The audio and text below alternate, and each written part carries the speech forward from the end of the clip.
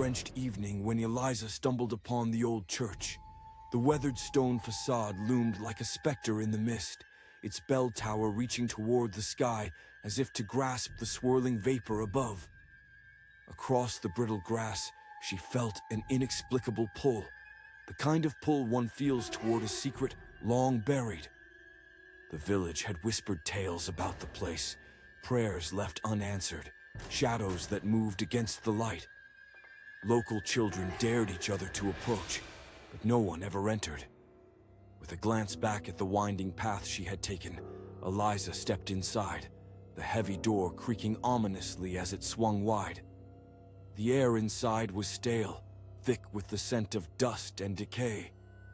Broken pews lay scattered about, some overturned, others seemingly left in hasty abandon.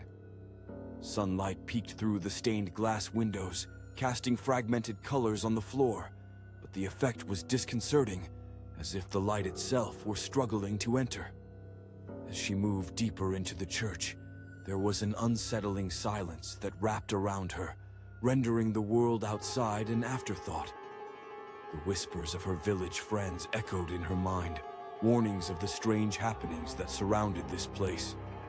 Some spoke of figures seen in the corners of vision, always just out of focus, while others recalled the chilling sound of children laughing, only to turn and find no one there.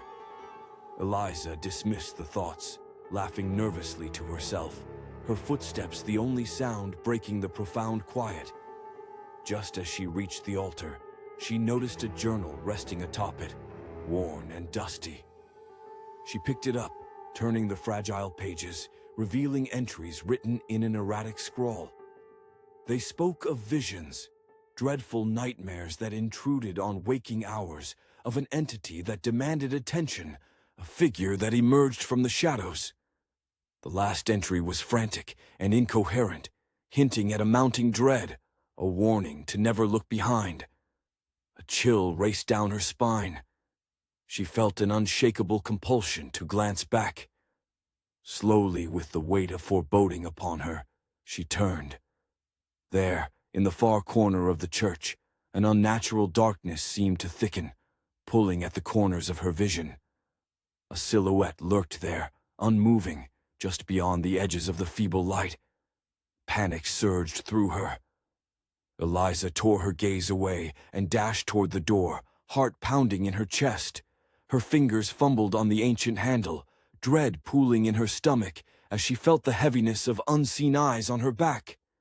Just when the door swung open, a cold voice, almost a whisper, brushed against her ear. "Stay!" She bolted into the fog, gasping for air, convinced she could still feel that dark presence at her heels. She ran down the path, the mist coiling around her legs like a serpent. The village lights glimmered in the distance, small beacons of hope. Yet as she sprinted towards them, an agonizing realization settled in her mind. She could still hear laughter, soft, taunting, echoing in the air, and with every step she took, the laughter persisted, blending seamlessly into the whispers of the night. As she reached the edge of the village, Eliza stumbled, tripping over her own feet. She looked back one last time, breathless, heart racing.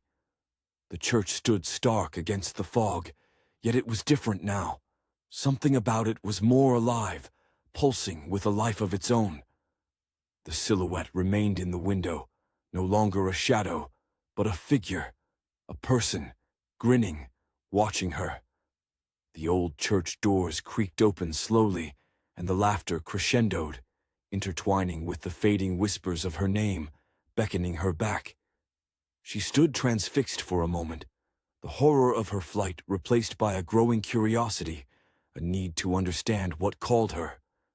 Was it truly a nightmare, or had she awakened something that would never let her go? The fog cocooned her as she took a hesitant step back toward the darkness, and the laughter enveloped her like a shroud.